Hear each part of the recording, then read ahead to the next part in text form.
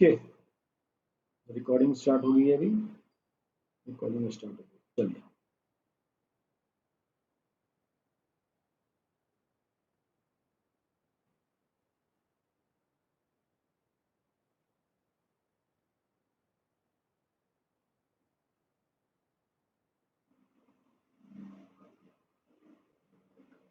कल हमने जो चैप्टर स्टार्ट किया था उसका नाम था अर्थमेटिक प्रोग्रेशन, जिसको हम शॉर्ट फॉर्म में एपी भी कहते हैं। एपी वो होता है जहां पर कुछ नंबर किसी पर्टिकुलर सीक्वेंस में लिखे होते हैं। जैसे मैंने कल आपको सीक्वेंस बताया, इवन नंबर आपका एक सीक्वेंस होता है, आपके ऑड नंबर एक सीक्वेंस होते हैं, आपके प्राइम नंबर्स भी सीक्वेंस होते हैं, 2 का टेबल, 3 का टेबल, 4 का टेबल, ये कोई ना कोई पर्टिकुलर सीक्वेंस होता है। तो एपी की खासियत क्या होती है, एपी में जो नंबर लिखे होते हैं ये किसी पर्टिकुलर फॉर्मेट में होते हैं। मीन्स आप कुछ प्लस करते हो, आप कुछ पर्टिकुलर माइनस करते हो, या वो जीरो भी हो सकता है। जैसे आप देखोगे 2, 4, 6, 8, इन सब में हमने क्या किया है, +2 किया है। उसी तरह ऑड नंबर में आपने क्या किया है, +2 किया है। मैं इसको अगर रिवर्स लिख दूं तो 7, 5, 1, यहां पर हमने क्या किया है, सब में -2 को प्लस किया है। अगर मैं यहां लिख दूं ऐसा 2, 2, 2, 2, ये सब ने क्या किया है, सब में 0 को हमने क्या किया है, प्लस किया है। तो अर्थमेटिक प्रोग्रेशन में आप फर्स्ट टर्म, जो पहला नंबर होता है उसको हम क्या बोलते थे, फर्स्ट टर्म। जो फर्स्ट टर्म में हम कुछ ना कुछ प्लस करते हैं, that plus, that addition, plus की वजह हम क्या बोलेंगे, एडिशन। हम कुछ ना कुछ एडिशन करते हैं, और ये एडिशन पॉजिटिव वैल्यू भी हो सकती है, ये एडिशन नेगेटिव वैल्यू भी हो सकती है, और ये एडिशन 0 भी हो सकता है। जैसे आपको एक सीक्वेंस लिख देता हूं मैं, 4, 7, 10। इसमें जो फर्स्ट है 1, इसको हम क्या कहते हैं, फर्स्ट टर्म। जो 4 है उसको हम कहते हैं सेकंड टर्म। जो 7 है उसको हम क्या कहते हैं, third term. And so on, हम लोग fourth, fifth, seventh, eight term इसको कहते जाते हैं। फिर मैंने आपको कल आपको बताया था डी, डी को हम क्या कहते हैं, कॉमन डिफरेंस। डी को हम क्या बोलते हैं, कॉमन डिफरेंस। तो डी होता है, ये होता है आपका सेकंड टर्म में से फर्स्ट को माइनस कर दो, थर्ड टर्म में से सेकंड को माइनस कर दो, फोर्थ टर्म में से थर्ड को माइनस कर दो, मतलब next value minus previous value. तो हर बार जो आपका डी आएगा, हर बार आपका जो डी रहता है, दिस डी, ये डी और ये डी आपका हमेशा सेम होना चाहिए। अगर हम इसको D1 बोलते हैं, इसको D2 बोलते हैं, इसको D3 बोलते हैं, तो जब आपका D1 इक्वल टू D2 होगा और इक्वल टू D3 होगा, तभी कोई भी सीक्वेंस आपका AP कहलाता है। ये कल हम लोगों ने पढ़ा था, एग्री। इसके अलावा हमने, ये आप लोग साथ साथ में नोट भी करते हो जिसने कल नोट नहीं किया था।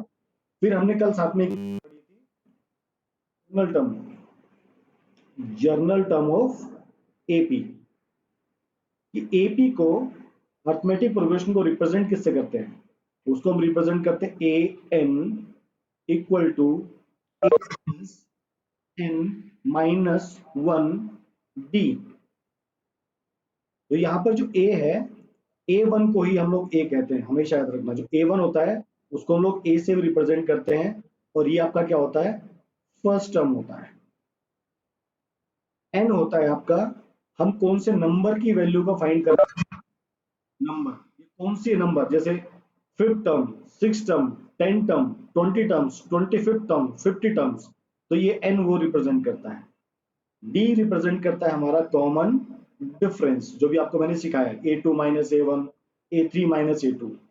और एन बताता है वो कौन से, उस जो, जैसे जो 6 टर्म होगी, उस 6 टर्म का जो वैल्यू होगा वो आपका क्या होगा, वो एन से रिप्रेजेंट करता है।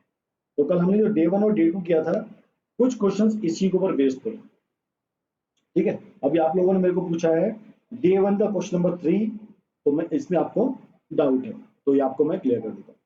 ये जो अभी समझाया, जो पूरा बच्चे कल नहीं थे, ये कल हमने इतना ही पढ़ा था, और हमने D1 D2 किया था। स्टिल आप कल, आप होप्स आपने देख लिया होगा, हम आज का डाउट लेना स्टार्ट करेंगे, ठीक है। चलिए जी, डे 1 क्वेश्चन नंबर 3 में आपको दिया था, find the next 3 term of each of the following sequence. देखो, फर्स्ट वाला मैंने आपको कराया था ए, आपको बी वाला समझाता हूँ। मैक्सिमम लोगों का बी वाला डाउट है, ए भी डाउट है।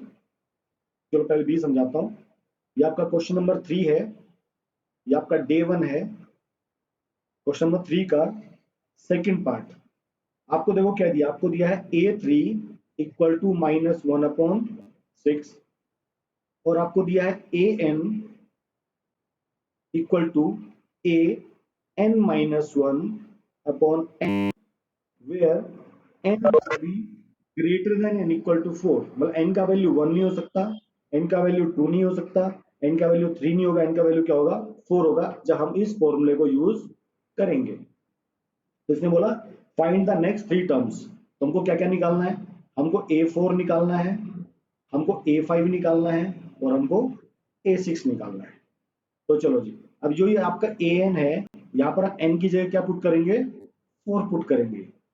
n की जगह क्या आ जाएगा, 4। तो देखो क्या बनेगा, A4 equal to, sir does A+1 is used only when the, हाँ समय जो ये A+n-1D है, ये किसी भी एपी के लिए यूज होता है। ये जो AN है ना, ये जर्नल टर्म ऑफ एपी है, और A+n-1D ये किसी भी एपी के लिए एप्लीकेबल है, किसी भी एपी के लिए। वहां पर हमको एक्चुअली में टर्म्स लिखी होती हैं, यहाँ पर हमको टर्म्स निकालनी है, जैसे 2, 4, 6, 8, ये टर्म आपको पहले ही दे दिया है। यहाँ पर आपको टर्म नहीं दिया गया, यहाँ पर आपको AN दिया है, आपको जस्ट उसका फॉर्मूला दिया कि वो एपी कैसा हो सकता है। तो अब यहाँ से हम A4 निकाल लेंगे, ठीक है। अभी देखो यहाँ पर A4-1/4, जहां पर भी n था मैंने यहाँ पर क्या रख दिया, 4 रख दिया। तो ऊपर वाला क्या बन गया, A3/4। अब देखो आपको A3 का वैल्यू गिवन है -1/6, तो आपका A4 बन जाएगा -1/6 इंटू 4 मीन्स -1/24। ये क्लियर है। अगर किसी को इसमें डाउट है तो आप जीरो जीरो टाइप कर सकते हो। या आपका क्वेश्चन नंबर 3 आपको समझा रहा हूँ, तो जिसको भी डाउट है अभी आप इसमें जीरो लिख सकते हो, जिसको डाउट। अभी हम लोग ऐसे A5 फाइंड आउट करेंगे, ठीक है। अभी देखो n की जगह 5 रखेंगे, तो क्या बन जाएगा, A5 इक्वल टू, दिशा देखो फिर से समझो, फिर से समझा रहा हूँ सुनीता। अभी यहाँ पर n की जगह हम क्या रखेंगे, 5 रखेंगे। गणेश कदम वेटिंग है, ये आना चाहिए क्लास में।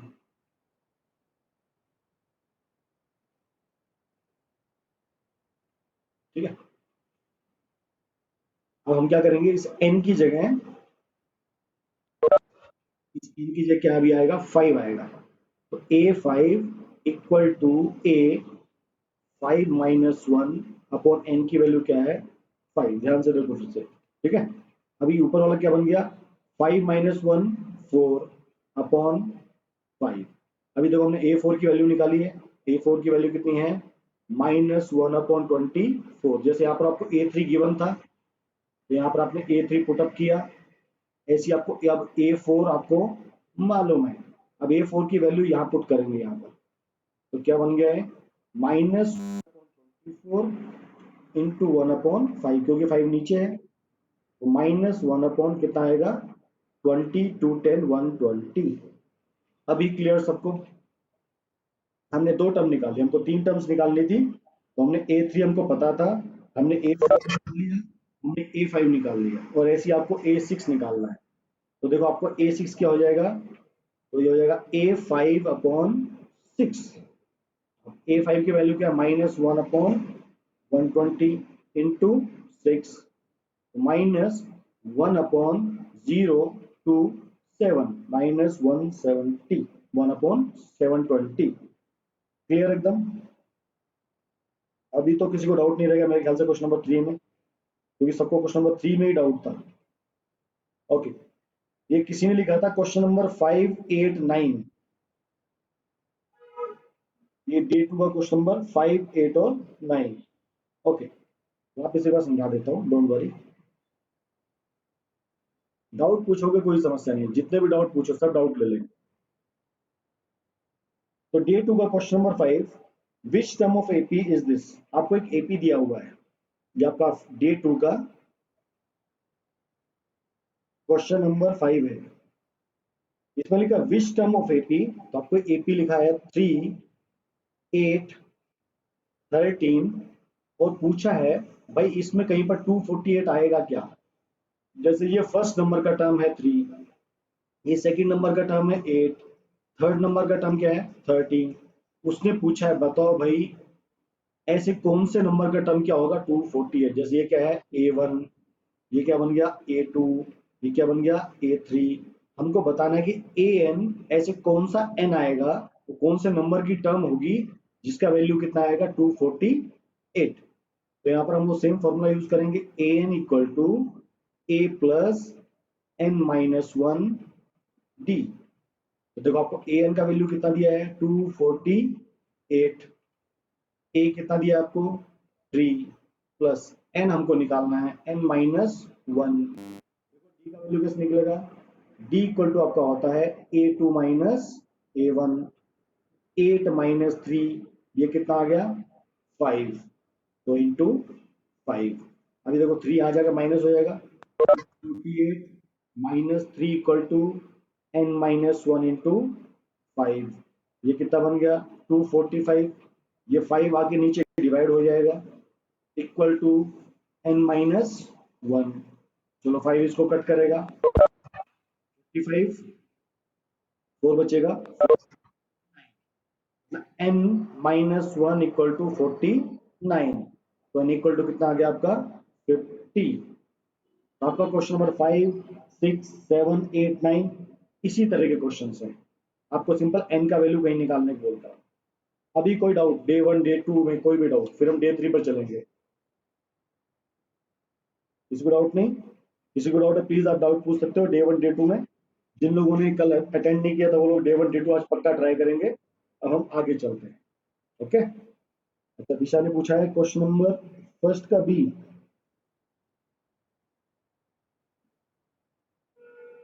And question number 9।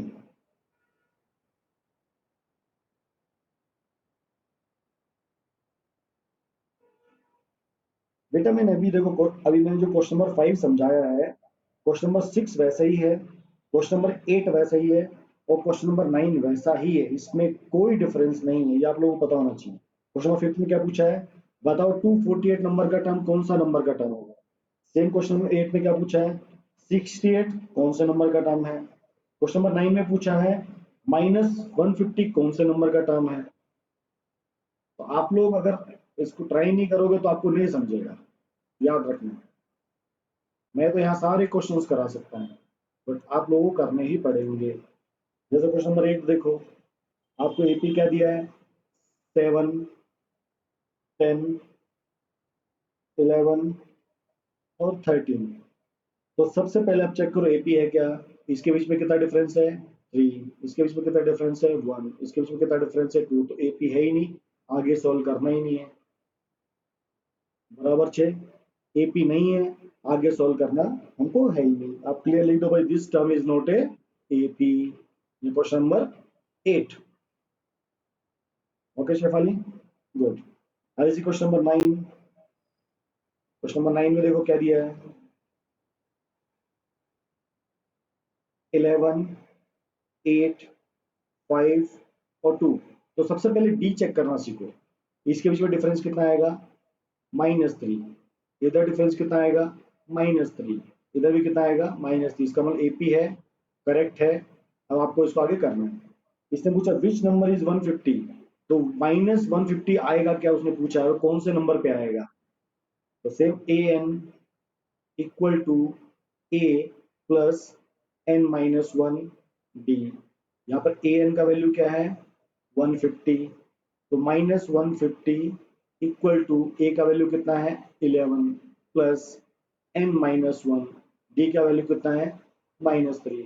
इसको सोल्व करना है और आपका एन का वैल्यू निकल, तो क्लियर होना चाहिए। ओके, दिशा ने पूछा है फर्स्ट क्वेश्चन डे 1 का फर्स्ट का बी पार्ट। दिशा इसमें डाउट क्या है बेटा, आपने क्वेश्चन नंबर 1 का बी पार्ट पूछा है डे 1 का, माइक अनम्यूट करके पूछो क्या डाउट आपको। Sir day 2 second question. अच्छा, इसमें आपसे पूछा था जो केस है कि हम बैंक में जब पैसा जमा करते हैं तो हमें दो टाइप का इंटरेस्ट मिलता है, एक सिंपल इंटरेस्ट मिलता है, दूसरा कंपाउंड इंटरेस्ट मिलता है।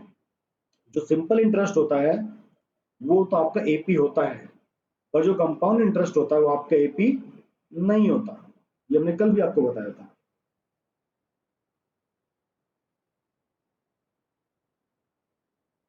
एक सेकंड।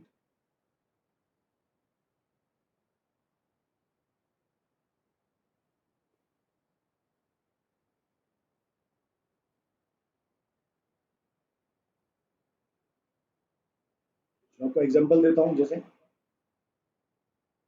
डे 2 का क्वेश्चन नंबर 2 का सेकंड पार्ट। मेरा principal amount 1000 rupees, rate of interest bank ने बोला 5%, टाइम मेरा 1 ईयर, फिर 2 ईयर, 3, 4, एक तरह से मेरा जो टाइम है वो क्या बन जाता है, मेरा एन। तो जब मैं सिंपल इंटरेस्ट निकालता हूं तो सिंपल इंटरेस्ट का फॉर्मूला होता है P into R into T upon 100। तो simple interest for first year कि एक साल बाद मुझे कितना पैसा मिलेगा, तो 100 इंटू रेट ऑफ इंटरेस्ट कितना है 5, टाइम कितना है 1 साल, नीचे आपका कितना आता है 100। तो कितने रुपीज मिला आपको, 50 रुपीज मिला। ऐसी सेकेंड सिंपल इंटरेस्ट 2 साल के लिए, जो आपने पैसा 2 साल रखा, तो 1000 इंटू 5 इंटू 2 अपॉन 100, ये आपका कट होगा, तो यहाँ पर कितना आ जाएगा आपका 100। ऐसे जब सिंपल इंटरेस्ट निकालोगे थर्ड ईयर का तो आपका आएगा 150। जब सिंपल इंटरेस्ट निकालोगे फोर्थ ईयर का कितना आएगा 200। तो आपका देखो एपी बना क्या 50, 100, 150 और 200। सब में देखो 50-50 का डिफरेंस है। तो जब डिफरेंस आपका +50 का है, इसका मतलब ये एपी होगा। इसलिए कोई भी जो सिंपल इंटरेस्ट का जो भी केस होता है वो आपका हमेशा एपी होता है। ठीक है, यहाँ पर आपको क्या दिया है, कंपाउंड इंटरेस्ट की बात की। ठीक है, होप सो ये वाला आपको पार्ट क्लियर हो गया। अभी कंपाउंड इंटरेस्ट की बात करते हैं। कंपाउंड इंटरेस्ट का फॉर्मूला क्या रहता है, यही देखो सेम केस है। हम क्या लेंगे, सिर्फ फॉर्मूला चेंज करेंगे इसका। तो जब सिंपल इंटरेस्ट कंपाउंड इंटरेस्ट निकालते हैं उसका फॉर्मूला क्या होता है, P1 plus R percentage, R upon 100 की पावर n। जब हम फर्स्ट ईयर के लिए कैलकुलेट करेंगे तो 1000 1 प्लस 5 अपॉन 100 की पावर 1। जब सेकेंड ईयर के लिए कैलकुलेट करेंगे तो 1000 1 प्लस, ये सब सेम रहेगा, ये ऊपर क्या हो जाएगा 2। ऐसे जब थर्ड ईयर के लिए कैलकुलेट करोगे 1 प्लस 5 अपॉन 100 की पावर 3। अभी देखो आपको सिंपल एग्जांपल देता हूं। 1 का स्क्वायर क्या होता है 1, 2 का स्क्वायर क्या होता है 4, और 3 का स्क्वायर क्या होता है 9। तो कभी जब हम स्क्वायरिंग करते हैं वो कभी भी क्या होता है, आपका एपी नहीं होता। देखो 4 माइनस 1 कितना होता है 3, 9 माइनस 4 कितना होता है 5। ये दोनों इक्वल है क्या, इक्वल नहीं। अभी स्क्वायर आता है, जहां भी स्क्वायरिंग आ जाता है वो कभी भी आपका एपी नहीं होता। तो भी यहाँ पर देखो 1 आया, यहाँ पर आपका 2 आया, यहाँ पर आपका 3 आया, इसका मतलब पावर बार बार चेंज हो रही है। जैसे 2 की पावर 1, 2 की पावर 2, 2 की पावर 3 और 2 की पावर 4। तो क्या बनेगा 2, 4, 8, 16 और 32। इसमें डिफरेंस कितना है 2, इसमें डिफरेंस कितना है 4, इसमें डिफरेंस कितना है 8, इसमें डिफरेंस कितना है 16। एपी हो सकता है, एपी कभी भी नहीं हो सकता। अभी क्लियर दिशा, आगे चले। चलो, होप सो सबको क्लियर हुई डे 1 डे 2 एकदम। जब सबको क्लियर रहता है तभी हमको आगे बढ़ने में अच्छा लगता है। तो अब हम डे 3 स्टार्ट करेंगे। डे सर 3 है, सब लोग ध्यान से सुनना, ठीक है। सर यस बच्चा। सर बच्चा बोलो बोलो। सर डे 2 का क्वेश्चन 2 एक बार समझा देना। डे 2 का क्वेश्चन नंबर 2। डे 2 का क्वेश्चन नंबर 2। ओके, फिर से समझा देता हूँ, नो इश्यू।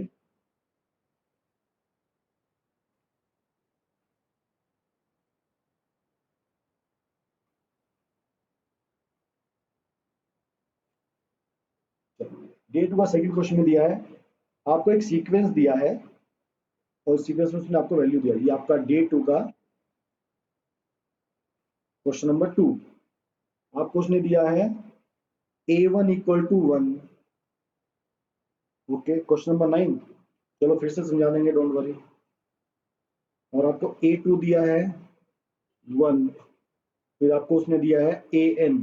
अब उसने आपको जर्नल टर्म दे दी है एपी की, an equal to an minus 1 plus an minus 2। और ये भी कहा है कि n का वैल्यू ग्रेटर देन 2 होना चाहिए।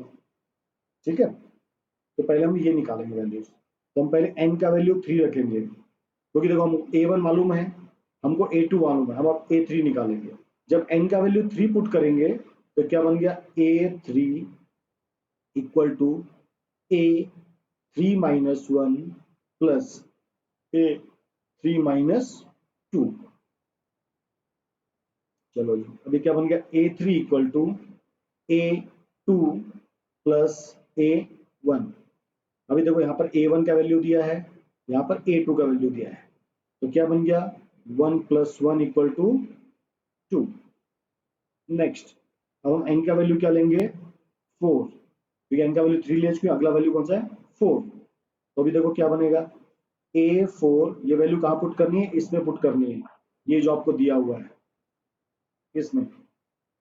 तो a4 equal to a4 minus 1 plus a4 minus 2। तो a4 equal to a3 plus a2। चलो जी, आपका a3 का वैल्यू कितना है, 2, a1 का वैल्यू कितना है, 1, तो आपका कितना बन गया, 3। चलो अब हम लेंगे n का वैल्यू 5, तो क्या बनेगा, a5 इक्वल टू, अब ध्यान से देखो तो क्या बन जाएगा, a4 प्लस a3 बन जाएगा। a4 का वैल्यू कितना है, 3, और a3 का वैल्यू कितना है, 2, क्या बन गया, 5। ये इसका फर्स्ट पार्ट है, ये फर्स्ट पार्ट क्लियर। अब सेकंड पार्ट, हाँ, this is not AP, this is not AP, क्योंकि आपका a1 कितना है, 1, a2 कितना है, 1, a3 कितना है, 2, a4 कितना है, 3, a5 कितना है, 5। तो दिस इज नॉट एपी, इसलिए इसने उस क्वेश्चन में आपसे एपी नहीं पूछा है, आपसे सिर्फ पूछा भाई वैल्यूज निकालो। उसने आपको कहा n का वैल्यूज निकालो, n इक्वल टू 1 2 3 4, देखो हमने 5 तक निकाल दिया है। ठीक है, अब सेकंड उसने पूछा है फाइंड द वैल्यू, हमको किसका वैल्यू फाइंड करना है, a n minus 1 upon n, a n minus 1, और कौन कौन सी वैल्यू के लिए, इनका वैल्यू 1 2 3 और 4। चलो यहाँ पुट करते चलेंगे, यहाँ 1 तो डाल नहीं सकते, उसने क्या कहा था, n का वैल्यू 2 होना चाहिए, तो n का वैल्यू 2 से बड़ा होना चाहिए। तो फर्स्ट क्या बनेगा, a3 माइनस 1 अपॉन a3, तो क्या बन गया, a2 अपॉन a3। a2 की वैल्यू कितनी निकाली थी हमने, 1, a3 का वैल्यू कितना निकाला था, 2। एक पार्ट हो गया। अगला, n की वैल्यू 4, a4 माइनस 1 a4, तो a4 माइनस 1 क्या बन गया, a3 अपॉन a4। a3 का वैल्यू कितना है, 2, a4 का वैल्यू कितना है, 3, तो क्या बन गया, 2 अपॉन 3। अभी सबको क्लियर है, अभी सब भाई बहन बोलो ओके सबको। अब तो इस क्वेश्चन में डाउट नहीं है, ये क्वेश्चन प्रैक्टिस के लिए, ये क्वेश्चन 11th लेवल का है, आपको पहले बताया, ये क्वेश्चन 11th क्लास की बुक में है, और आप लोगों के प्रैक्टिस के लिए आर.डी. शर्मा में दिया हुआ है। तो जो 10th की आर.डी. शर्मा पढ़ता है ना, वो याद रखना, उसने ऑलरेडी 11th क्लास का 20 से 30% आर.डी. शर्मा पहले पढ़ ली होगी। 11th क्लास का सिलेबस आपके 10th में शुरू हो चुका होता है, जैसे मैंने बोला क्वाड्रेटिक, एपी, ट्रिग्नोमेट्री, ये कुछ चैप्टर्स आपके 11th क्लास के हैं, तो आपके 10th में बेस बनता है और फिर आपको 11th में सब काम आता है। तो जो ये पूरी 10th क्लास की आडी शबा पढ़ लेता है, जब आप 11th क्लास साइंस में जाओगे तो आपको समझ में आएगा 20% आडी शबा पहले आप खत्म कर चुके हो। इसलिए आप लोगों को थोड़ा एक्स्ट्रा प्रैक्टिस कराई जाती है, क्योंकि आपको अगले साल हम साइंस के लिए रेडी कर रहे हैं। और डाउट था क्वेश्चन नंबर 9 फिर से रिपीट करना है, ठीक है, मैं फिर से रिपीट कर देता हूँ। डे 2 का 8th क्वेश्चन मिस प्रिंटिंग है क्या? मैंने बेटा वही कहा था कि ये मिस प्रिंट नहीं है, आपसे पूछा इसका टर्म है क्या, तो आपको क्लियर लिखना है this is not AP. Okay, आपको लिख देना है कि this is not AP. Question number 9 फिर से पूछा है, सम्यक को 9 में भी डाउट है। हाँ, एडिशन ऑफ बहुत अच्छी बुक है। ओके, क्वेश्चन नंबर 9, सम्यक अभी भी क्वेश्चन नंबर 9 में डाउट है। एजी, किसी एजी ने पूछा है। क्वेश्चन नंबर 9 देखो, आपका एपी है 11, ये क्वेश्चन नंबर 9 है आपका, फिर से समझ लो 11 8 5 2, और आपसे पूछा है कि -50 इसमें आएगा या नहीं आएगा। इज -50 इज ए एपी और नॉट? तो देखो, हमारा ए का वैल्यू कितना है 11, हमारा डी का वैल्यू कितना है -3, क्योंकि 8 - 11 कितना होगा -3, और हमारा ए एन का वैल्यू कितना है -150। चलो देखेंगे इसमें आएगा या नहीं आएगा। तो हमारा ए एन इक्वल टू क्या होता है, ए प्लस, ये मैं फॉर्मूला बार बार इसलिए लिख रहा हूँ ताकि आपको एकदम याद हो जाए, मुझे तो याद है पर आप लोग -150 इक्वल टू 11 प्लस n-1 और d कितना -3। चलो 11 को यहाँ लिया, तो -150 -11 इक्वल टू -n-1, थोड़ा इसको इक्वल टू -3n-1, ये दोनों को ये हो जाएगा -161 इक्वल टू -3n-1, -161 अपॉन, इस ब्रैकेट को ओपन करेंगे अपन, -161 equal to -3n plus 3n को यहाँ लिया, 3n equal to 3 plus 161, 3n equal to 164, अब n इक्वल टू देखो कितना है 164 अपॉन 3। हम जब इसको इससे डिवाइड करने की कोशिश कर रहे हैं, ये कट करता है, देखो 5 से तो कट हो जाता है, क्या बन गया 14, इसको ऐसे समझते हैं 164 डिवाइड बाय 3, 5 से जाएगा तो 15 1 4, अब 3 की टेबल में 14 कहीं नहीं आता, तो ये किस में चला जाएगा डेसिमल में, तो ये कितना हो गया 4 3 12, कितना बचा रिमाइंडर 2। बट कभी भी याद रखना, ये जो आएगा n का वैल्यू हमेशा एक नेचुरल नंबर रहता है, n is a natural number, ये कभी भी पॉइंट में नहीं आएगा, ये कभी भी फ्रैक्शन में नहीं आएगा, हमेशा याद रखना ये कंप्लीट नंबर आएगा। इसलिए हम कहेंगे कि 150 is not a term of this AP.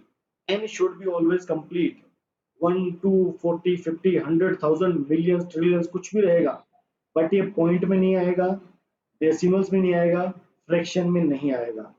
अब क्लियर सबको, ये इसलिए आपको डाउट था आई थिंक सो। अभी क्लियर सबको ये वाला क्लियर, n का वैल्यू कंप्लीट होना चाहिए, it should not be a fraction not a decimal.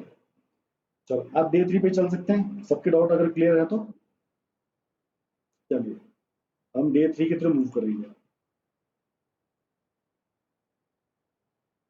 ये अपना डे 3 का क्वेश्चन, और हम डे 3 में थोड़ा सा लेवल थोड़ा अपना हाई हो जाएगा और हम कुछ क्वेश्चंस करने की कोशिश करेंगे।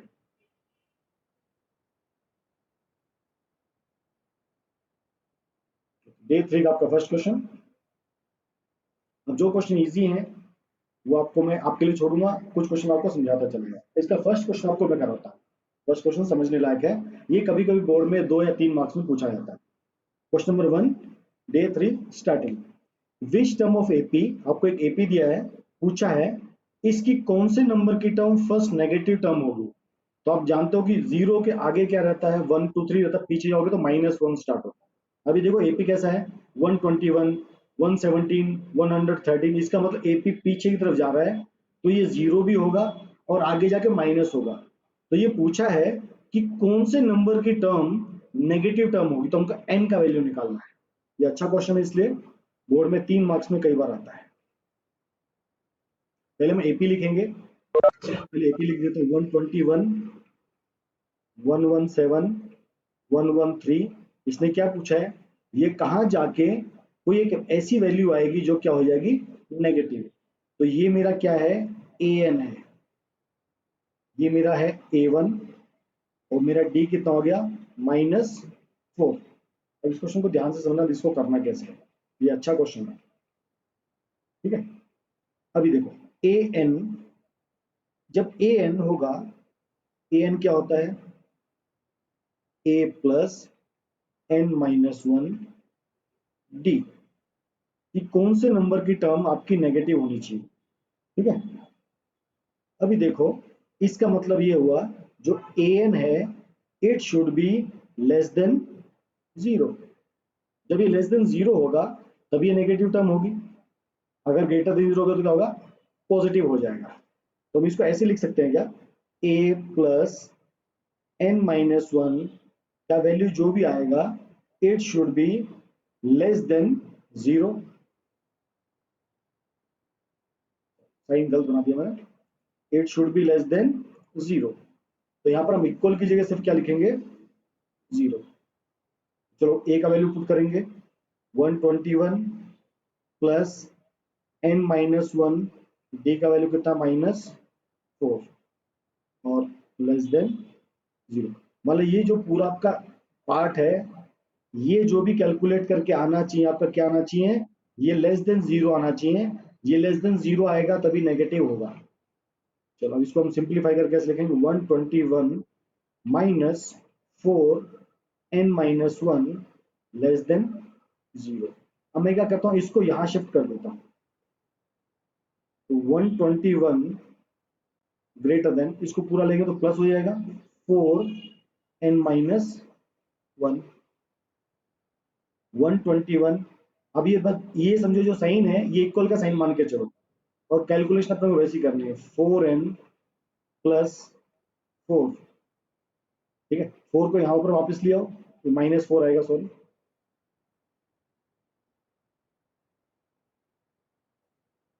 -4, 4 को यहाँ शिफ्ट कर दो, 121 +4 less than 4n, 125 less than 4n। अभी यहाँ से इसका चीज स्टार्ट होता है। अभी देखो हमको क्या मिल गया, 125/4 लेस देन n। अब जब 4 को देखो इससे डिवाइड करेंगे तो 4 3 जा तो होगा 12, नीचे 5 आएगा, 1 जा 4, नीचे क्या बच गया 1। अब देखो यहाँ पर नंबर कौन सा आया, 31। इसका मतलब जब n का वैल्यू 31 होगा तो ये वैल्यू ग्रेटर देन जीरो होगी। याद रखना, जब n का वैल्यू 31 होगा, क्योंकि रिमाइंडर बच रहा है, इसलिए जो n का वैल्यू आएगा, वो ए एन का जो वैल्यू आएगा वो ग्रेटर देन क्या होगा, जीरो। बट हमको क्या करना है, A N should be less than zero करना है। तो 31 की आगे वाली टर्म कौन सी होती है, 32। तो n equal to 32 is our correct answer. हमको निकालना है कि कौन से नंबर की टर्म माइनस होगी, क्योंकि जो 31 नंबर की टर्म क्या कर रही है, उसको पॉजिटिव रख रही है, और जो उसकी अगली वैल्यू क्या होगी, जीरो को पार कर जाएगी, और वो क्या बन जाएगी, 32, वो अगली टर्म नेगेटिव हो जाएगी। अब देखो उस टर्म को हम निकाल के देखेंगे, ठीक है। आप लोग मेरे को जल्दी से A31 निकालो, और मेरे को A32 निकाल के दिखाओ क्या आता है, बताओ। सब में को डाउट है, जिसको समझ में आ गया मेरे को A31 निकालो और A32 निकालो।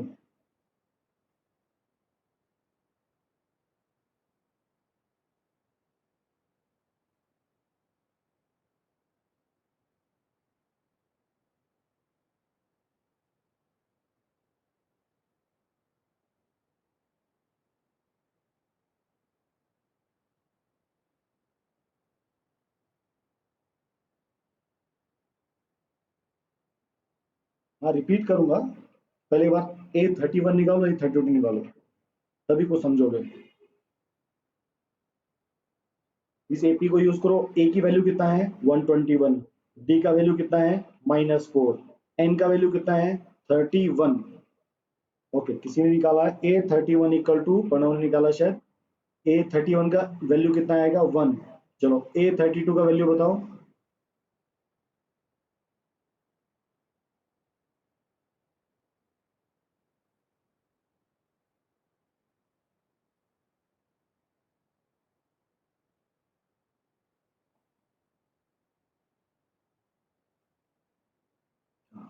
A32 का वैल्यू आ गया -3। गुड। अभी देखो आप लोग खुद देख सकते हो कि A31 कितना है 1, जो पॉजिटिव है, और A32 कितना है -3। इसका मतलब first negative term will be 32 number वाली टर्म नेगेटिव होगी। ठीक है, क्वेश्चन ये बहुत इंपॉर्टेंट है, 3 मार्क्स में कई बार आता है। आप चाहोगे तो आपको फिर से एक बार समझा देता हूँ, नो इशू, मैं समझाऊंगा, डोंट वरी। ठीक है, मैं इसको, ये अगर आप लोग नोट कर लिया चीज, मैं इसको एक बार रफ करके फिर से समझाऊंगा, क्योंकि क्वेश्चन इंपॉर्टेंट है, कई बार आता है, और ये टीचर का फेवरेट क्वेश्चन भी है एक। ठीक है, मैं फटाफट आपको फिर से इसको समझाता हूँ, तो आप लोग बाद में नोट भी कर सकते हो उसको, फटाफट आपको समझा फिर से। इंपॉर्टेंट क्वेश्चन उसको समझाना इंपॉर्टेंट है। ठीक है, ए का वैल्यू कितना है 121, डी का वैल्यू कितना है -4। हमको ए एन का वैल्यू निकालना है, वो क्या होना चाहिए, 0 से कम होना चाहिए, मतलब उसकी वैल्यू 0 से कम होनी चाहिए। तो हम लिखेंगे ए एन इज लेस, इसका मतलब a plus n minus 1 should be less then 0। a का वैल्यू 121 प्लस n हमको निकालना है, d का वैल्यू कितना -4 लेस देन 0। इसको ओपन करेंगे, 121 -4n प्लस 4 लेस देन 0। फटाफट समझते चलो इसको। अब देखो 121 प्लस 1 125 -4n लेस देन 0, तो 125 less than 4n, 125 divide by 4n। तो जब हम अब इस पार्ट को 125 को जब डिवाइड करेंगे तो क्या आएगा, समथिंग 31.25। कितना आएगा 31.25 आपका n का वैल्यू आएगा। और मैंने आपको पहले ही कहा था n का वैल्यू हमेशा क्या आता है, कंप्लीट नंबर होना चाहिए। n का वैल्यू क्या आ गया, n का वैल्यू शुड बी, देखो यहां से आप समझोगे, n का value should be greater than 31.25। उनको 31 नंबर तो हो सकता है, तो 31 के बाद अगला अगला नंबर कौन सा होता है 32, इसलिए 31 तो कम हो गया, और 31 क्या हो जाएगा, ज्यादा हो जाएगा, इसलिए 32 नंबर की टर्म आपकी एपी होगी, वो होगी फर्स्ट नेगेटिव टर्म। अभी भी कोई डाउट, कोई शक है इस क्वेश्चन में? एक दो बार इसको आप लोग प्रैक्टिस पक्का करो, ये बहुत अच्छा क्वेश्चन है, कई बार आता है, पहले बार बार बोलता हूँ आपको। जिसको डाउट था सबको क्लियर है अभी? आपको कोई जीरो वाला बचा नहीं है ना? चलो अगले क्वेश्चन पे चलेंगे। अमन ने एकदम देखो तुरंत पिकअप, अमन कल एब्सेंट था फिर भी उसने तुरंत पिकअप कर लिया, गुड अमन।